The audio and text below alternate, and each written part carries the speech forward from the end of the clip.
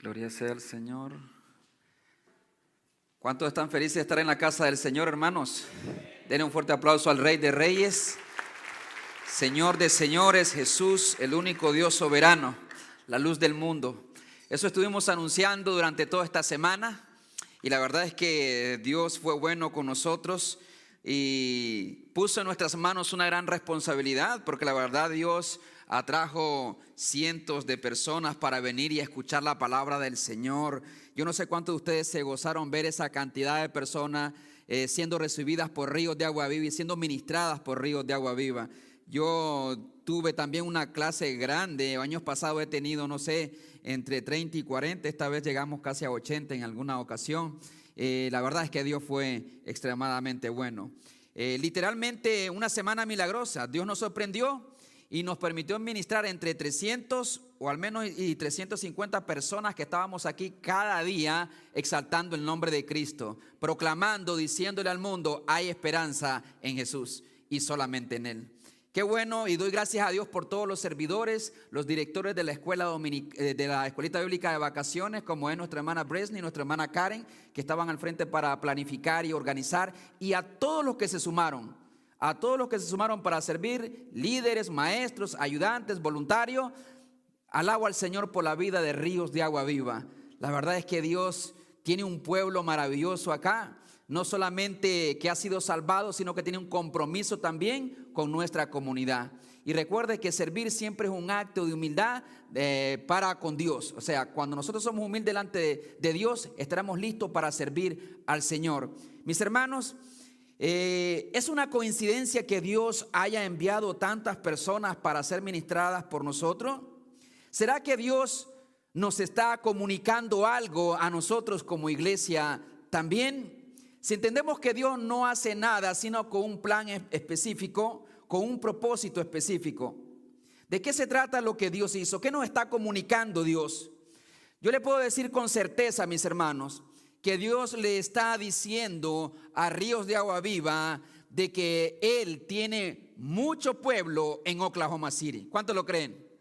Tiene gran cantidad de pueblo en Oklahoma City. Eso le dijo Dios al apóstol San Pablo allá en Hechos 18:10. Dice, porque yo tengo mucho pueblo en esta ciudad. Sí, estoy convencido de que mi Dios tiene mucho pueblo en esta ciudad. Así es que le dice Dios a Pablo, no temas, sino habla y no calles. Eso es lo que debemos de hacer, hermano. No temer, sino hablar y no callar. Esa es nuestra responsabilidad en medio del pueblo que Dios tiene aquí en Oklahoma City. Pero siempre habrán luchas, siempre habrán desafíos. Así es que esta mañana viene bien el tema sobre la fidelidad en tiempos de adversidad. Siguiendo nuestra serie Establece tu reino, porque Cristo no vino nada más a establecer un ministerio, no vino a hacer grande un ministerio. Hay ministerios que han existido, se han levantado y eventualmente han caído, pero la iglesia, el reino de Dios es imparable, nada lo puede detener. Jesús dice, ni las puertas del Hades prevalecerán en contra de la iglesia. Y lo que vemos en Hechos es el inicio del establecimiento de ese reino de Dios entre los hombres. Que todo aquel que tiene la oportunidad de ser parte de ese reino, por la misericordia y la gracia de Dios, no verá la muerte jamás, dice Jesús, sino que tendrá la vida, porque el que tiene el Hijo tiene la vida. Todo aquel que es parte de ese reino gozará de esa comunión con el Padre. Esa comunión con Dios es a la vez la evidencia y también la más grande de todas las bendiciones que podemos gozar en el reino de Dios. Pero además, es ese mismo pueblo que tiene la responsabilidad de decirle a un mundo en oscuridad que Cristo es la luz del mundo. Pero no solamente una semana de las 52 semanas que tenemos en el año, sino más bien las 24 horas del día, los 7 días de la semana. La iglesia tiene que tener en mente una misión. Yo estoy aquí con un propósito y es proclamar que Jesús es el Hijo de Dios, el Salvador del mundo. Y cuando ese reino de Dios llega a la vida de una persona o a la vida de una familia, es transformada. Pero la oposición aparecerá. Pero la fidelidad debemos de conservarla aún en tiempos de adversidad. Y es la persona fiel, la iglesia fiel, aquella que puede hacer la diferencia en su comunidad. No todo hombre, aunque se llame cristiano, hace una diferencia espiritual en el reino de Dios, sino aquellos hombres y mujeres que son fieles al Señor, aún en tiempos de adversidad. Así es que abra conmigo, por favor, su Biblia en Hechos 7, 54 al 60. Hechos capítulo 7. Hechos capítulo 7, versículo 54. Continuaremos sobre la experiencia de los primeros cristianos allá en Jerusalén, mientras se proclamaba la palabra de Dios y Dios mismo continuaba con su pueblo cumpliendo sus propósitos. Vayamos a Hechos 7, 54. ¿Lo tenemos? Hechos 7:54 dice la palabra del Señor. Oyendo estas cosas, se enfurecían en sus corazones y crujían los dientes contra él. Pero Esteban, lleno del Espíritu Santo, puesto los ojos en el cielo, vio la gloria de Dios y a Jesús que estaba a la diestra de Dios. Entonces ellos, dando ya a Jesús que estaba a la diestra de Dios, el 56, y dijo: he aquí, veo los cielos abiertos y al Hijo del Hombre que está a la diestra de Dios. Entonces ellos, dando grandes voces, se taparon los oídos y arremetieron a una contra él, y echándole fuera de la ciudad, le apedrearon. Y los testigos pusieron sus ropas a los pies de un joven que se llamaba Saulo. Y apedreaban a Esteban mientras él invocaba y decía: Señor Jesús, recibe mi espíritu. Y puesto de rodillas, clamó a gran voz: Señor, no les tomes en cuenta este pecado. Y habiendo dicho esto, durmió. Vayamos a Dios en oración. Querido Dios, venimos ante ti en esta hermosa mañana, reconociendo de que aquel que está de tu lado vivirá de victoria en victoria y de triunfo en triunfo. Que aún en este mundo quizás podremos enfrentar diferentes tipos de oposición, adversidad, amenazas, peligros, pero sabemos que la victoria del creyente está asegurada por la victoria de Cristo, y que nada malo puede pasarle a ninguno de tus hijos si esta no es tu voluntad, mientras tú no tengas un plan específico con ese sufrimiento o con ese dolor. Podemos gozarnos en esta verdad. Hay un Dios soberano que cuida de su pueblo. Hay un Dios soberano también que elige nuestras pruebas y hasta donde el enemigo o nuestros adversarios podrán hacernos daño con un propósito santo. En el nombre de Jesús, amén y amén. Quisiera decirles a todos de que si usted viene a Cristo, los problemas se le van a acabar y no va a tener ninguna dificultad. Quisiera decirles que usted va a ser la persona que se va a caracterizar por atravesar cualquier tipo de adversidad y que no lo va a tocar la enfermedad, que no lo va a tocar la crisis, que usted andará por ahí protegido siempre por Dios y nada le va a pasar. La verdad es que es un mensaje bastante irrealista, porque los más grandes hombres de Dios, los hombres más fieles de Dios, han atravesado por momentos adversos. No todos, pero algunos. Eso depende de los planes de Dios para cada ser humano. Y veremos en las Escrituras, eso sí, que cada adversidad que enfrenta el creyente la puede enfrentar en el poder del Espíritu Santo, con una perspectiva gloriosa de que esa prueba traerá mayor bendición al reino de Dios, y además contaremos con la presencia de nuestro Señor Jesucristo. Podemos descansar siempre en Él. Fidelidad en la adversidad.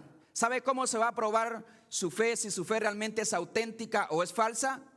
Cuando llegue el problema, cuando llegue la enfermedad, cuando lleguen las críticas, cuando llegue el sufrimiento a su vida, cuando llegue la pérdida.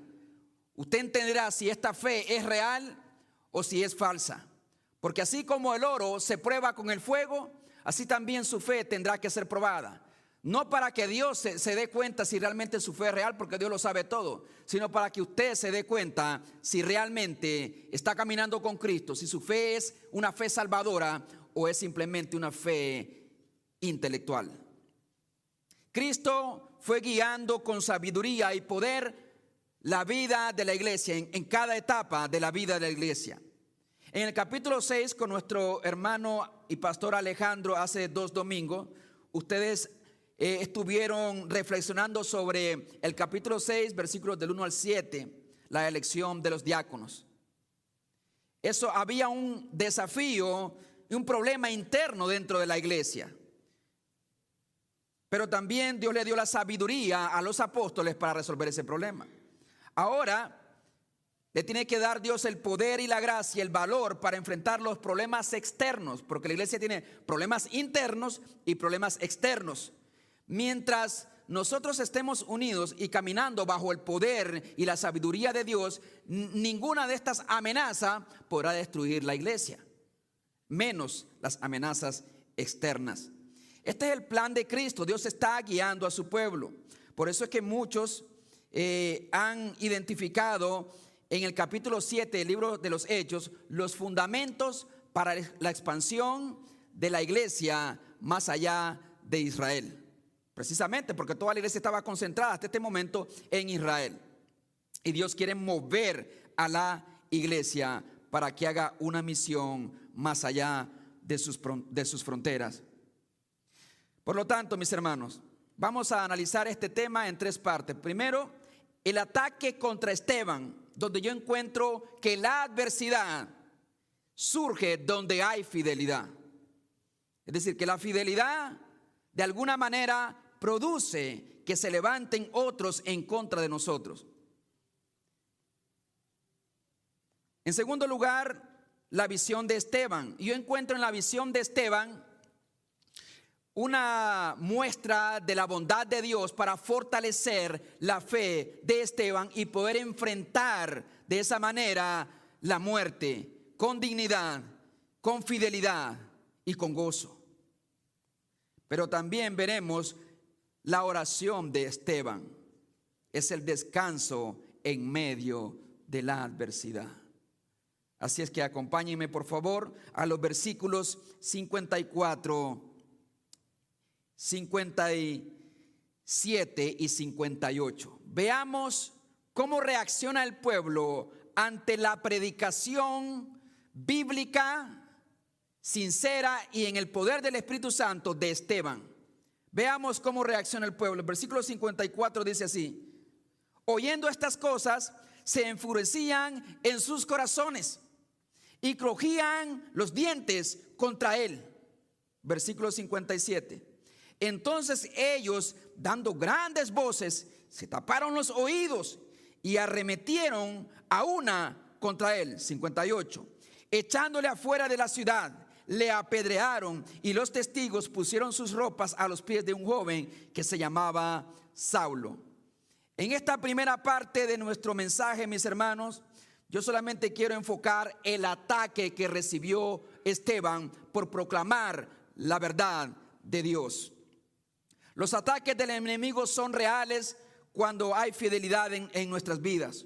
Junto antes de iniciar la VBS, recuerdo que los aires del santuario misteriosamente dejaron de funcionar. El domingo pasado aquí los tuve con calor y yo también, porque aquí se suda más que allá. Qué raro, ¿no? Viene la VBS, se dañan los aires.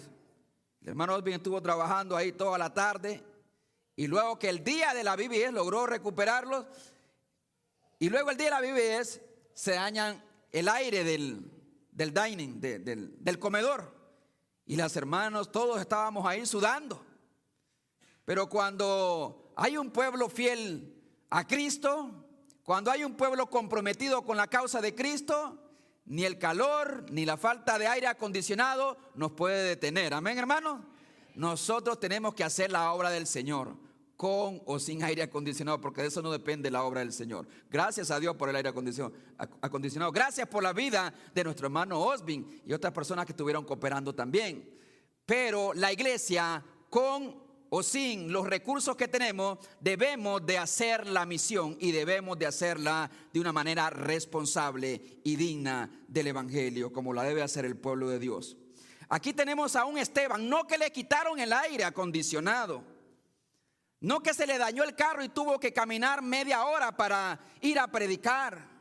Tenemos al primer mártir de la iglesia, que era también uno de los diáconos elegidos en el capítulo 6. Pero lo que distinguía a este diácono es que era un hombre lleno del poder del Espíritu Santo. Era un hombre consagrado, consumido por la gloria de Dios. Y anunciaba y predicaba en el poder del Espíritu Santo, y esto no agradó a los oídos de aquellos religiosos, porque le voy a decir algo, hermano: la verdad no es bien recibida ni por un mundo endurecido, ni por una cúpula de líderes que quieren hacer su voluntad con un pueblo endurecido. Los ataques del enemigo siempre surgirán. Todo va como yo deseo. Si Dios me está bendiciendo y me está prosperando como yo quiero, si Dios me tiene con salud, si todos me tratan bien. No, la fidelidad a Dios viene y se produce de las convicciones internas, de las cosas de las cuales yo he sido convencido en lo más profundo de mi corazón. Por eso aquella persona que deja de seguir a Cristo por mirar a la gente, o porque no me tratan bien, o por esto y lo otro, hermano, es porque no tiene convicciones sólidas, firmes en su corazón. Porque la situación o circunstancia externa nunca debe ser una razón para abandonar el camino del Señor. Sino cómo podemos mantenernos fieles en adversidad es caminando en base a nuestras convicciones, no en cuanto a nuestras emociones tampoco, sino las convicciones. Las convicciones son aquellas cosas, son creencias de las cuales usted está completamente convencido, que no hay nada que lo pueda hacer dudar de aquello. Si usted cree que Cristo murió y merece que usted le sirva, que usted le adore, a pesar de, si esa es una convicción arraigada en su corazón, usted va a seguir, aunque vaya remando en contra de la corriente. Todos vamos a enfrentar adversidad, pero ahí se va a probar su fidelidad.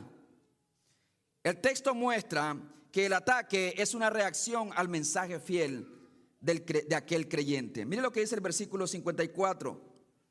Oyendo estas cosas, ellos habían oído con sus oídos, pero habían cerrado su corazón al mensaje de Esteban. Ese mensaje es extenso, de hecho es el más extenso de todo el libro de los Hechos, imagínese usted. Por eso no estoy yendo para allá. El mensaje de Esteban, que se inicia precisamente del capítulo 7, versículo 2, hasta básicamente al versículo 53. Es el mensaje más extenso del libro de los Hechos. Y narra la historia de Israel. Y entre otras cosas, Esteban hace notar de que Dios ha estado persiguiendo a su pueblo una y otra vez para poder acercarlo a él, pero su pueblo lo rechazó. Su pueblo lo ignoró. Su pueblo le dio la espalda a Dios. Dios levantó en su momento a Moisés, dice Esteban en su relato, pero aquellos israelitas lo rechazaron. No quisieron aceptar a Moisés como el Salvador, como aquel que Dios iba a usar para rescatarlos del yugo de los egipcios. Eventualmente Dios también, o más antes, Dios había levantado a José, pero tampoco quisieron a José. Dice que sus propios hermanos lo vendieron para ser maltratado y fue esclavizado. No aceptaron la voluntad de Dios a través de José. Y José eventualmente se convirtió en su propio Salvador. Pero no solamente eso, es un mensaje que confronta también la vida de estas personas. Mire el versículo 51 del capítulo 7. Duros de cerviz e incircuncisos de corazón y de oídos, vosotros resistís siempre al Espíritu Santo. Ahora le está hablando a ellos, la actitud del pueblo de Israel. Vosotros resistís sea, lucháis siempre en contra del Espíritu Santo, como vuestros padres, así también vosotros. Y mire el versículo 52. ¿A cuál de los profetas no persiguieron vuestros padres? Les hace una pregunta retórica. A todos los profetas los persiguieron porque predicaban un mensaje que no agradaba a las personas. Y después dice, y mataron a los que anunciaron de antemano la venida del justo, de quien vosotros ahora los incrimina. Ahora habéis sido entregadores y matadores. Imagínense usted. Esta es una tremenda acusación. Mientras Esteban está, según defendiendo su causa ante el Sanedrín, ante la corte de los líderes religiosos de aquel tiempo, ahora se vuelve él el acusador. Está acusando a estas personas de haber cometido un gran crimen. Y no es fácil pararse delante de aquellos que tienen el poder, humanamente hablando, y decir la verdad y proclamar la verdad de Dios. No adular el pecado, no adular a estas personas, sino decir, así han hecho y ustedes se han vuelto asesinos de Cristo. Y así como nuestros padres o vuestros padres rechazaron a Moisés, rechazaron a Dios, rechazaron a José, ustedes ahora también resisten y rechazan básicamente a Jesús, el Mesías. Y esa es la razón por la cual ellos responden de esta manera. Dice el versículo 54. Oyendo estas cosas, se enfurecieron en sus corazones y crujían los dientes. Miremos, hermanos, los corazones endurecidos, aunque les hables con la verdad y con claridad y en el poder del Espíritu Santo, van a cerrar sus oídos y abren su corazón al mal. No están dispuestos a negociar con Dios. Su reacción es emocional. El enemigo usaría su ira con astucia para poder llevarlos a cometer grandes crímenes en contra de este primer cristiano que muere allá en Jerusalén. Tenga cuidado cuando usted se enoja, porque es una puerta al enemigo. Por eso le dice Dios, airaos, pero no pequéis, ni se ponga el sol sobre vuestro enojo, ni deis lugar al diablo. Un hombre airado, una mujer enojada en su corazón, con amargura, con odio en su corazón, es un arma que en cualquier momento el enemigo puede utilizar. Y quizás no ha matado a nadie con sus manos, pero sí muchas veces ha matado a más de una persona con sus palabras. Y tenga cuidado con eso también. La palabra enfurecerse, donde dice la Biblia ahí que se enfurecieron, la Biblia de las Américas la traduce, se sintieron profundamente ofendidos. Esta palabra en griego es descriptiva, hermano, compuesta por dos palabras, a través de y cortar con sierra. Expresa la idea de haber sido cortado completamente por la mitad internamente. Así se sintieron de ofendidos. Así de gráfica y descriptiva es esta palabra. Se sintieron profundamente heridos por dentro. Pero lo que le predicó fue el evangelio. Porque es que hay una realidad, hermanos. Ellos habían cerrado su corazón.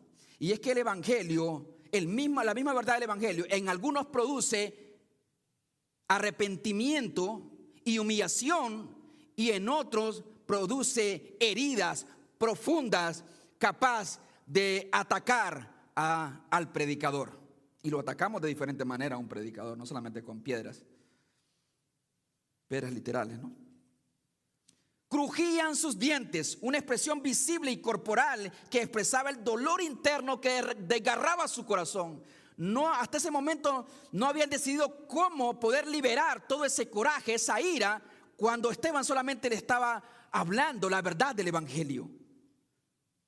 La misma verdad de Dios entonces produce convicción de pecado y arrepentimiento para vida, como el primer sermón de Pedro, ¿se acuerdan? En Hechos 2:37, cuando ellos compungidos de corazón, y Pedro básicamente dijo palabras muy similares: vosotros matasteis al autor de la vida.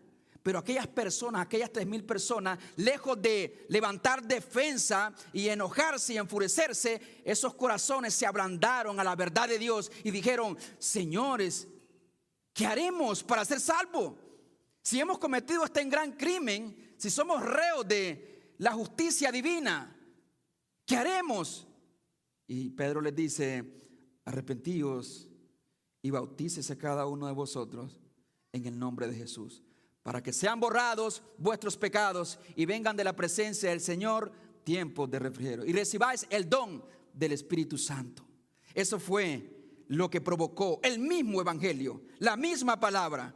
Pero no hay cosa peor que un corazón ya endurecido, un corazón que no está dispuesto a dejarse quebrantar por el poder del evangelio, que usa cualquier tipo de excusa para poder vivir en su propia voluntad. Mis hermanos, el texto no acaba allí. No solamente se enfurecieron, sino que dice el versículo 57 y 58, que además dieron grandes voces, se volvieron, básicamente salieron fuera de sí, perdieron la cordura y la razón y gritaban como locos. No solamente que dice la Biblia que daban voces, sino dando grandes voces. Gritaban, lo dicen otras traducciones, gritaban a pulmón, a todo pulmón gritaban estas personas. Se taparon los oídos como que dicen: no quiero escuchar, no quiero escuchar más. Cállate, Esteban. Es como un hijo rebelde, un hijo que no quiere escuchar a papá o mamá.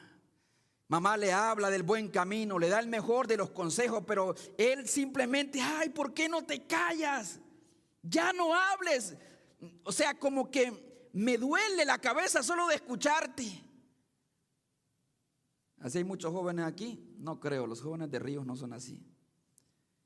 Pero hay algunos jóvenes que básicamente quieren ponerle un tape a su mamá o a su papá para que ya no hables. Ya estoy cansado de ti. Su corazón se ha vuelto duro como una roca y no le da lugar a la buena palabra, al buen consejo de papá o de mamá. Y es sabio en su propia opinión. Y él cree que lo sabe todo. Él cree que lo puede todo. Porque su corazón se ha endurecido igual que el corazón de estas personas. Y menos que le dé lugar a la palabra de Dios. Porque le voy a decir a un joven, aquí le aplico una palabra al joven: si tú no eres capaz de escuchar el buen consejo de tus padres, tú nunca serás capaz de escuchar el buen consejo del Señor. Porque el que no honra a su padre y a su madre, nunca podrá honrar a Dios tampoco. Porque aquel que dijo: tienes que honrar a tu padre y a tu madre, y aquel que dijo también que la paga del pecado es la muerte, es la misma persona. Es el mismo Dios santo, es la misma justicia santa. Por lo tanto, así estaban estas personas. Ya no podían tolerar más las palabras de Esteban. ¿Y qué es lo que tenían que hacer? Tenían que callarlo a este gran predicador, a este gran hombre de Dios. Y dice las escrituras que hicieron lo siguiente: arremitieron a una contra él, dice el versículo 58 ahora, y echándole afuera de la ciudad le apedrearon. Y los testigos pusieron sus ropas a los pies de un joven que se llamaba Saulo. Y aquí introduce también la vida de uno de los personajes que ocupará básicamente el resto de las escrituras. Saulo de Tarso estaba allí viendo la convicción de aquel mártir. Y aunque su corazón todavía no se había ablandado, solamente era cosa de tiempo para que en su momento la gracia de Dios interceptara la vida de aquel hombre que andaba en oscuridad, pensando que honraba a Dios matando a los cristianos, y transformó su vida y Dios lo convirtió en el más grande de los misioneros. ¿No es increíble, hermano? La gracia de Dios. La gracia de Dios. Aunque Saulo quería huir de Cristo y quería acabar con los cristianos, pero aquí lo introduce, y aquí está este hombre que aún en su martirio Dios está preparando a Saulo. Por eso es que a pesar de la adversidad o el dolor, el proceso difícil que estemos viviendo, nosotros podemos atravesarlo con gozo, es decir, con la plena satisfacción y tratando de encontrar la paz de Dios, porque sabemos que cada adversidad, cada prueba, cada valle de sombra de muerte, cada crisis que vivamos, si estamos caminando dentro de la voluntad de Dios, si estamos viviendo lleno del Espíritu Santo, tiene un propósito eterno en los planes del Señor. Ninguna de nuestras adversidades entonces es simplemente un descuido de nuestro Padre Celestial, y lo veremos aquí un poquito más en detalle. Lo echaron fuera de la ciudad. No solamente le dijeron que se fuera, Lo echaron fuera de la ciudad porque así se apedreaban a las personas en el Antiguo Testamento. Según la ley de Dios, en Levítico 24:14, tenía que sacar a la persona de la ciudad. Es decir, esta persona representaba inmundicia, corrupción y pecado. Tenía que ser apedreado fuera. Es una expresión de rechazo, de repudio, para ser ejecutado afuera. No podía ser ejecutado dentro de Jerusalén. Y aún Jesús, por eso, fue ejecutado fuera de Jerusalén, en el Gólgota. Igual que Esteban.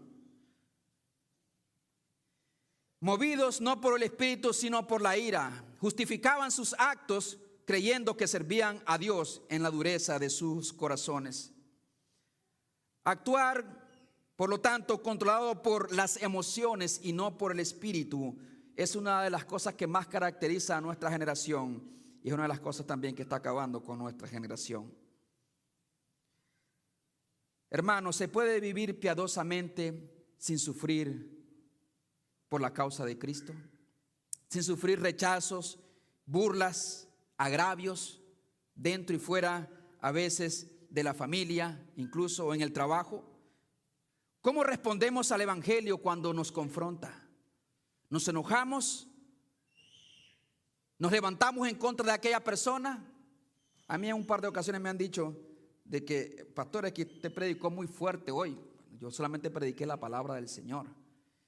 Me he dado cuenta de algo: el verdadero creyente se humilla cuando la palabra de Dios la siente fuerte y dice: Señor, eres tú el que hablas, lo que se está diciendo es tu palabra. Usted no evalúe si un mensaje es duro o es suave, evalúe si es bíblico o no es bíblico, si está de acuerdo a las escrituras lo que aquel predicador está diciendo o está fuera de las escrituras. Porque aquí se puede parar a alguien con un mensaje bonito, agradable a sus oídos, pero que es una gran mentira a la luz de las escrituras, y podemos aplaudir una mentira. Esteban no tenía problema con esto de aceptación, no tenía problemas con ser aceptado o rechazado por las personas. Incluso fue apedreado. Y dice las escrituras que fue llevado fuera y fue apedreado por estas personas. ¿Cómo respondemos usted y yo a la verdad del Evangelio cuando nos sentimos confrontados? ¿De qué manera se está haciendo muy difícil tener fe, continuar en el camino del Señor? ¿Cuáles son las luchas que últimamente estás enfrentando con algunas personas o en tu vida propia y no sabes si continuar, si seguir caminando, seguir sirviendo al Señor? Mi hermano, aquí tenemos a un hombre que estuvo dispuesto a ofrendar su propia vida por la causa del Evangelio, que no solamente hablaron mal de él, sino que le quitaron literalmente la vida, y él gozosamente puso su vida por la causa del Evangelio. Lo más valioso que tenemos en la vida, en nosotros mismos, es la vida. ¿De qué nos sirve tener buenas casas, buenos trabajos si no tenemos vida? No tenemos nada.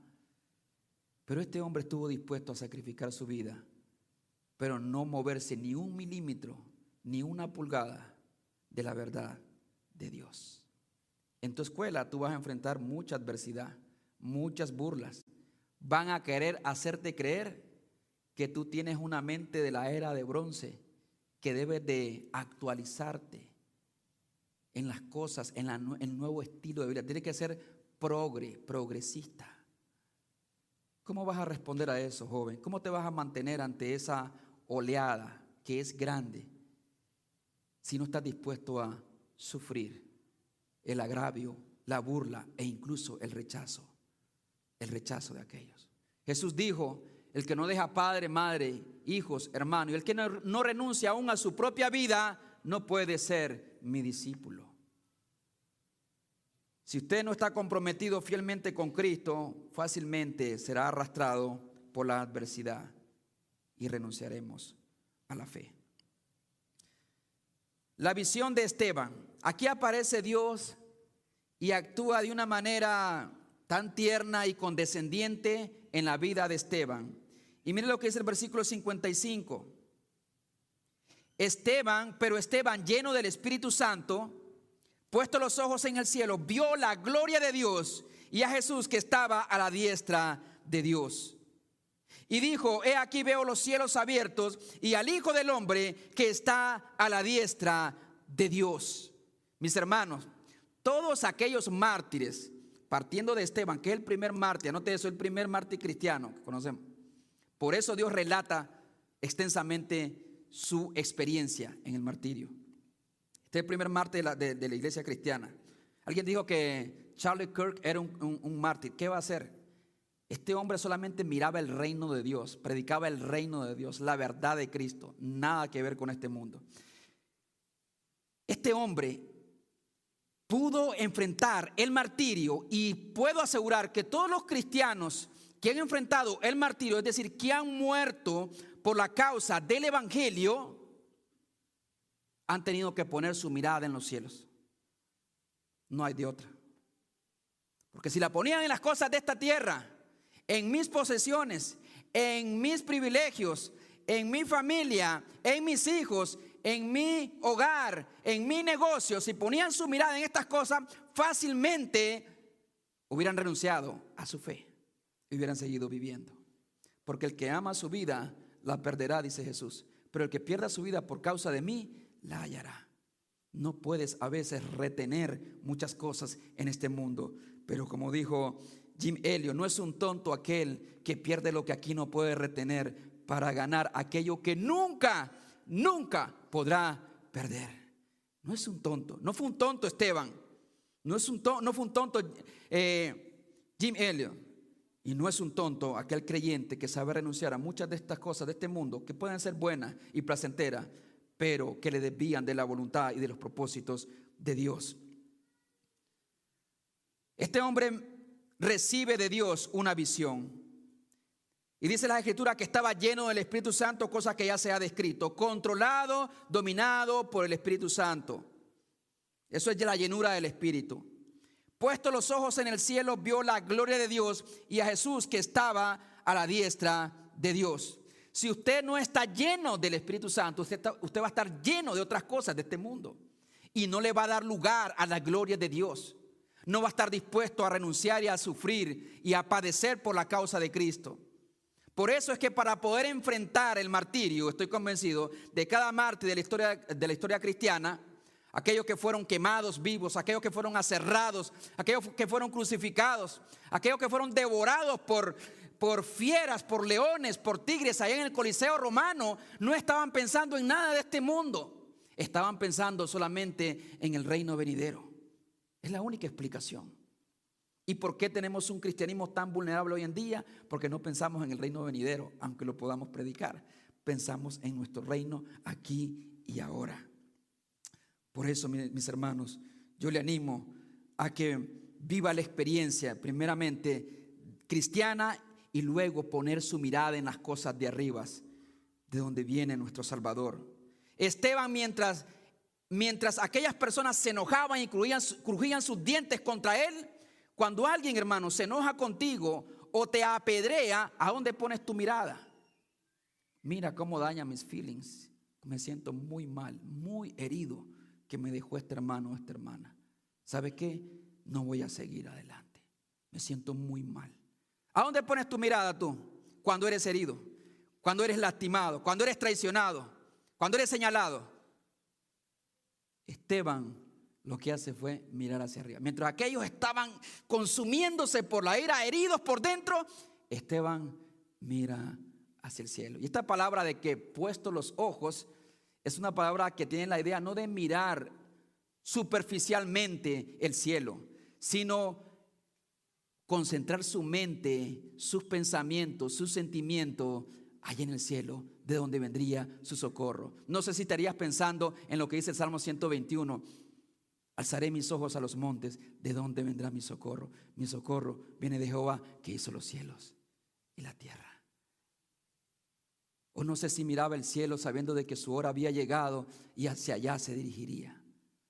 Pero lo cierto es que sus pensamientos, su mente, su corazón, su vida completamente estaba enfocada en el cielo. Estaban hablando de él, murmuraban y crujían sus dientes como fieras listos para devorarlo, y él miraba al cielo, su mirada puesta en el cielo, de donde viene nuestro auxilio. No ponga su mirada ni en su adversario, ni ponga su mirada en sus propios sentimientos que están siendo lastimados. Porque muchas veces lo que lastima a las personas es nuestro ego humano. ¿Cómo es posible que no me traten bien? ¿Cómo es posible que no me aprecien? Y ese es el ego humano. Esteban no gastaría su tiempo mirándose a sí mismo. Él miró al cielo y puso su mirada al cielo. Es decir, si usted no recibe o no se esfuerza por mirar las cosas de arriba, si en medio de la adversidad, fácilmente las cosas de la tierra lo van a arrastrar, si no está su mirada puesta en los cielos. Y dice la Biblia que vio la gloria de Dios. Vio la gloria de Dios, pero algo más. Y a Jesús que estaba a la diestra de Dios. O sea, ¿cómo se puede describir la gloria de Dios? Aquel hombre, mientras enfocaba su mirada y su corazón, sus sentimientos, no solamente sus ojos, sino todo su ser estaba enfocado allá en los cielos, mientras otros estaban tramando cómo deshacerse de él. Él miraba la gloria de Dios, porque solamente aquella persona que ponga su mente, su corazón y busque a Dios de corazón, con toda su alma, con toda su mente, que se esfuerce por conocer más de Dios y tener una relación íntima con el Señor, podrá ver la gloria de Dios en su vida. ¿Cuántos lo creen? No es aquel que viene y medio, voy a ir a la iglesia a ver qué pasa. Ese va a entrar y va a salir muchas veces así, excepto que Dios con un rayo lo despierte, y Dios lo sabe hacer en su bondad. Pero este hombre está enfocado, y toda aquella persona que esté enfocada en las cosas de Dios y en cultivar esa comunión con Cristo, es imposible que no vea la gloria de Dios. Hay un misionero que para mí es uno de los más grandes misioneros, que yo admiro mucho, se llama David Brainerd, que existió en los años 1700 y fue misionero entre los nativos americanos.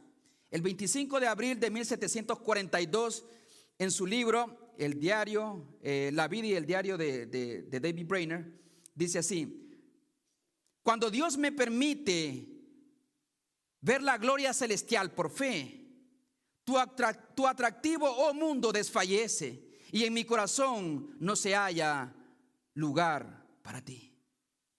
Y más adelante dijo: permíteme olvidar el mundo y ser consumido en el deseo de glorificar a Dios. Esto era un diario que escribía, no con la intención que fuese publicado. Es porque brotaba de su corazón y se entregó completamente al ministerio y a glorificar a Dios cada uno de los días de su vida. Solamente un hombre consumido, enamorado y cautivado por la gloria de Dios y por la gloria eterna que nos espera, dispondrá incluso su propia vida para ser sacrificada por la causa de Cristo. Creo que esto ocurrió en Esteban y ocurrió en cada mártir de la historia cristiana. Y es así como nosotros podemos también vencer y sobreponernos en medio de la adversidad. No solamente viendo lo poderoso que es Dios para librarnos, sino el privilegio que tenemos a veces de sufrir por su causa, por la causa del Evangelio. Mi hermano, mi amigo, Cristo prometió una vida gloriosa para los creyentes, pero esa vida no es solamente aquí en esta parte del mundo, sino que tiene que ver con la vida eterna. Sabía Esteban que el dolor era temporal, pero ahí estaba viendo al Cristo exaltado, al cual también habían crucificado, y creían esas mismas personas que estaban apedreando a Esteban, creían que lo habían derrotado. Pero aquí está Esteban viendo la gloria de Dios y también viendo al Cristo exaltado a la diestra de Dios. Es decir, que vale la pena morir por Cristo, porque sé que voy a vivir también con Él en la eternidad. Vale la pena. ¿Cuánto creen eso? Vale la pena morir a cada pecado también en este mundo, a renunciar a cada pecado. Y cualquier cosa, cualquier hábito, cualquier negocio que no honre a Cristo, vale la pena. Porque ¿de qué le vale al hombre ganar el mundo entero, pero si pierde al final su alma? Esta visión a cualquiera podría motivarlo para caminar directamente a la gloria de Dios. Ver al Cristo que predicas, al Cristo que anuncio, al Cristo que crucificaron, verlo allí a la diestra de la gloria de Dios. Y además saber que tú estás caminando hacia esa gloria eterna. No hay nada más que me pueda retener en este mundo. Por eso David Brainerd oraba de esa manera. A la medida que puedo contemplar tu gloria por la fe, mi amor y mi atractivo por el mundo desfallece. ¿Por qué es que nosotros no podemos caminar en santidad y en victoria muchas veces? Es porque estamos consumidos por la gloria de este mundo y estamos ciegos a la gloria eterna de Dios. Por eso tenemos a veces mucho con baja autoestima, no valgo nada. Y yo sé que como humanos podemos pasar por esos momentos también. Bajo el temor, van a consumir mi vida, se va a acabar mi futuro. ¿Y qué pasa si no me caso? ¿Y qué pasa si me deja? Hermano, mientras no te deje Cristo, tú tienes razones suficientes para mirar al futuro y como hace la mujer virtuosa, sonreír al futuro. No importa lo que esté pasando, porque sabes que tu vida, lo que puedas tener, lo que puedas recibir o lo que se pueda ir, de alguna manera Cristo Jesús estará contigo y no te dejará en ningún momento. Y esa debe ser la única razón por la cual usted debe de tener paz, tranquilidad y seguridad ante lo que pueda venir el día de mañana. Pero mi hermano, yo trato de orar como David Brainerd y le animo a que usted lo haga. Señor, últimamente no sé ni qué es tu gloria. No sé qué es eso de anhelar la gloria de Dios en mi vida, de contemplar tu amor y tu gracia, tu bondad cada día. Ayúdame, como dijo el salmista, abre mis ojos para ver las maravillas de tu ley. Porque a veces soy como un ciego caminando entre diamantes y simplemente veo hojarascas como que no valen nada y que no vale la pena invertir tiempo en esto. ¿Por qué? Porque no me he dado cuenta que las maravillas, la grandeza, las riquezas del creyente y los tesoros están en tu palabra. Pero si usted no puede tener tiempo para orar, para meditar en la palabra de Dios, para consagrarse a Cristo, para venir a la iglesia, no va a tener tiempo tampoco, ni tampoco se le mostrará la gloria de Dios en su vida. Y no estoy hablando de que va a haber el cielo abierto y la gloria de Dios como la vio Esteban. Pero tú agarras la palabra y la miras, la contemplas, la saboreas y la disfrutas y dices, wow, nunca lo había visto así. Nunca había visto el amor de Dios por mí de esta manera. Nunca había visto cuánto Dios ha tenido paciencia conmigo una y otra vez. Nunca había visto la gracia de Dios tan grande en mi vida. Esa gracia, ese favor que no merezco, que una y otra vez me restaura. Nunca lo había visto de esa manera. Por eso es que yo honestamente le oro a Dios, abre mis ojos, Señor, en este día, que pueda caminar en tu luz, en tu verdad, no en las tinieblas, ni en el engaño de este mundo. Ayúdame a amarte a ti, no solamente una religión, un ministerio, amarte a ti y caminar como un hombre a la luz de la eternidad y no a la luz de las cosas temporales. El texto muestra a un Cristo presente. Dios le está diciendo a Esteban, esta es la gloria que te espera. Tú vienes para acá, mi hijo, y yo estoy contigo. Yo estoy contigo. Dios no está ausente. Aunque quizás no vaya a ver la gloria de Dios o vaya a ver al Cristo como lo vio Esteban, usted puede tener la confianza que Cristo es suficientemente fiel para estar con usted en cada etapa de su vida, aún en el momento de la muerte, como Esteban. ¿Estaba ahí Dios? ¿Dios pudo haber intervenido y librar a Esteban? Yo creo que sí. Pero ya Dios tenía otros propósitos para la vida de Esteban. Y le había dicho, mi hijo, tu tiempo de luchas y de pruebas en el mundo se terminó. Yo estoy contigo, no estás solo. Qué triste aquella persona que cuando muere no tiene ni siquiera ni un palo donde agarrarse. Aquella persona que murió en esta vida sin Cristo, que no supo hacer de Jesús su mejor amigo, porque de ahí todos los amigos que tienes se quedarán en este mundo y ninguno te va a poder acompañar delante de Cristo. Mi hermano, mi amigo, ¿quién no estaría listo para correr? Es como un hombre que tiene vida aquí en este mundo, pero ha perdido todos sus seres queridos y de pronto mira una visión y mira a sus seres amados, a su esposa, a sus hijos esperando y llamándolo. Que yo no quiero quedarme en este mundo, quiero volar allá a los cielos. ¿Sí o no, hermano? Porque eres cautivado, porque sabes que al otro lado está tu vida mejor y la gloria de Dios. Pero mi hermano, mientras tanto debemos de orar al Señor para que podamos mostrar un carácter cristiano aún en medio de la prueba. Y dice el versículo 59, y apedreaban a Esteban mientras él invocaba y decía: Señor Jesús, recibe mi espíritu. Y puesto de rodillas, clamó a gran voz: Señor, no les tomes en cuenta este pecado. Y habiendo dicho esto, durmió. Es decir, vemos a un Esteban que sabe descansar en el Señor. Cuando usted no sepa qué hacer, cuando usted atravesando por momentos difíciles, usted necesita orar para ver la gloria de Dios. No solamente para que el problema sea resuelto, sino para contemplar la gloria de Dios, el amor de Dios, la gracia de Dios, la compañía y el consuelo de Dios. A eso me refiero con orar. No solamente orar por el problema, si tiene que orar por el problema, pero orar para que en el proceso Dios le esté mostrando, abra sus ojos con la luz que es Cristo, para contemplar la maravilla que es Dios, de su amor. Y esto lo va a fortalecer para enfrentar a sí mismo la adversidad que está viviendo. El problema es que muchos oran nada más por el problema. Si estás enfermo, oraré para que Dios me sane. Si no tienes trabajo, oraré para que Dios me dé trabajo. Si se quiere ir tu esposo, Señor, te pido que cambies el corazón de mi esposo. Pero no oran para tener comunión y para ver la gloria de Dios. Eso es lo que te fortalece al final. Pero también está la oración, en donde básicamente es un paralelo con la oración de Jesús. Tengamos entonces, mis hermanos, el tiempo para venir a Dios en oración y descansar en el Señor. ¿Con quiénes hablas cuando tienes problemas? Cuando estás atravesando por un momento difícil, ¿con quiénes hablas? Y no está mal hablar con algunas personas, pero lo malo es no venir a Cristo y no hablar sinceramente con Él. Dice la palabra del Señor que mientras apedreaban a Esteban, él entonces invocaba y decía. Aquí hay una aplicación importante. Mientras te apedrean, tú invocas el nombre del Señor. ¿Alguien te ha apedreado en esta semana? ¿Siente que te cayó en la cabeza una gran pedrada? ¿Alguien te traicionó, te hirió tus feelings?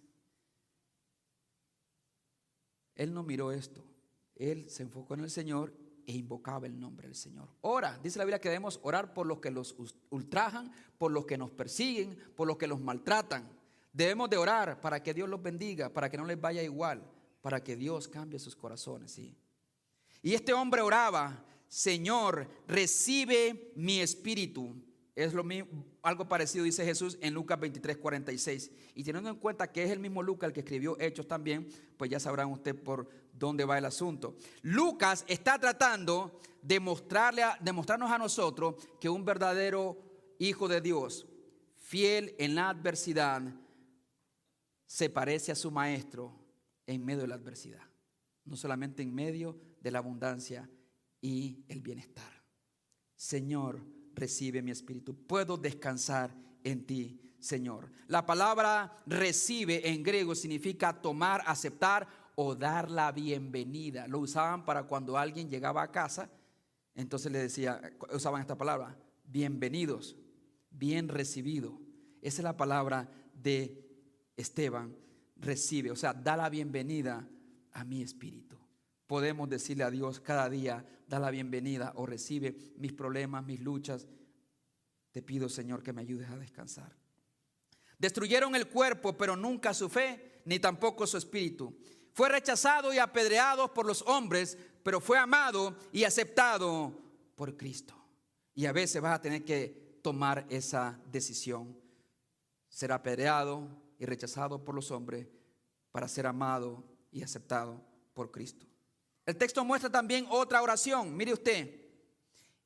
Y puesto de rodillas, clamó a gran voz: Señor, no les tomes en cuenta este pecado. Y habiendo dicho esto, durmió. ¿Cuál es la otra oración que Jesús hizo también en Lucas 23:34? Perdónalos, Padre, perdónalos, porque no saben lo que hacen. Ahora Esteban, como un buen discípulo de Cristo, dice: no guardo rencor. Puesto de rodillas, clamó a gran voz, de tal manera que ellos también lo escucharon, y dijo estas palabras: Señor, no les tomes en cuenta este pecado. Qué gracia y misericordia la que muestra Esteban, aún cuando estaba sintiendo el dolor de las piedras que caían sobre su cuerpo, sobre su rostro, sobre su cabeza, y desangrado ya, en agonía. Él puede decir, no importa que hayan hecho lo que quieran con este cuerpo, Señor, no les tomes en cuenta este pecado. ¿Por qué? Porque estaba cautivado por la vida que le esperaba en gloria. Mi hermano y amigo, si usted es creyente, le quiero recordar que las únicas personas que Dios usa y bendice de una manera especial son las personas que son fieles también en la adversidad. No arriesgaremos nuestra vida por Cristo, pero no podemos arriesgar nuestra vida por Cristo si no somos capaces de arriesgar algunas cosas que nos están desviando de su voluntad. ¿Cómo se renueva con las Escrituras su visión acerca de la gloria de Dios? Porque es la única manera en cómo podrá vivir en victoria. ¿A qué personas necesita usted mostrar gracia y bondad a pesar de que esté siendo apedreado como Esteban? No es fácil mostrar gracia y bondad y misericordia. Mi hermano, por otro lado, si usted está aquí, pero su corazón no está comprometido, escuche bien la palabra comprometido, usted no es un seguidor de Cristo. Usted sabe que no tiene una relación con Jesús, que puede tener una religión, pero no una relación, una comunión con Cristo. ¿No te has cansado de vivir así? ¿No estás agotado de vivir así, con una religión pesada? Te animo a que empieces a caminar en amistad y en comunión con Jesús. Y eso se inicia con una decisión de seguir y de conocer a Cristo. ¿Qué satisfacción tendrá al respirar usted por última vez? ¿Cómo se sentirá tranquilo al respirar por última vez en este mundo? Un día partirá de este mundo como todo mortal. Un día se tendrá que enfrentar a la grandeza de la justicia y la santidad de Dios. Pero si usted rechaza sus brazos de Cristo aquí en la tierra, no creo que pueda ser recibido como Esteban allá en los cielos. Pero Dios es misericordioso. No se refugie en la religión o en decisiones superficiales que a veces hemos hecho. Porque el verdadero seguidor de Cristo se va a demostrar en la adversidad. Ese es el fuego que prueba tu fe. Si realmente eres o no eres. Vamos a orar a nuestro buen Dios. Mi Dios, te alabamos y te exaltamos, que tu palabra caiga en tierra fértil y que dé fruto, Señor, al 100%. Que cada persona que esté en este lugar que aún no conoce a Cristo, te pueda conocer. Y que aquellos que están atravesando por valles de sombras de muerte, recuerden que tú estás con nosotros cada día de nuestra vida. Y así como estuviste con Esteban y tus propósitos en la vida de Esteban se cumplieron, así también tú estás con nosotros y tus propósitos se cumplirán en nuestras vidas. Bendice a cada hermano, a cada amigo y a todos aquellos que especialmente están atravesando por adversidades, que se sienten apedreados, que se sienten heridos, que se sienten maltratados por otros, que han sido tratados injustamente, quizá en sus trabajos o en escuela o aquí mismo en la iglesia o en su propia familia, que puedan encontrar en ti ese descanso y esa gracia que solamente tú puedes dar. Ayúdanos a mostrar misericordia en contra por aquellos que nos han maltratado a nosotros, que nuestro corazón esté libre y esté sano de toda amargura y de todo rencor, porque solamente una persona sana y libre puede servirte y puede honrarte como tú quieres, Señor. En el nombre de Jesús, amén y amén.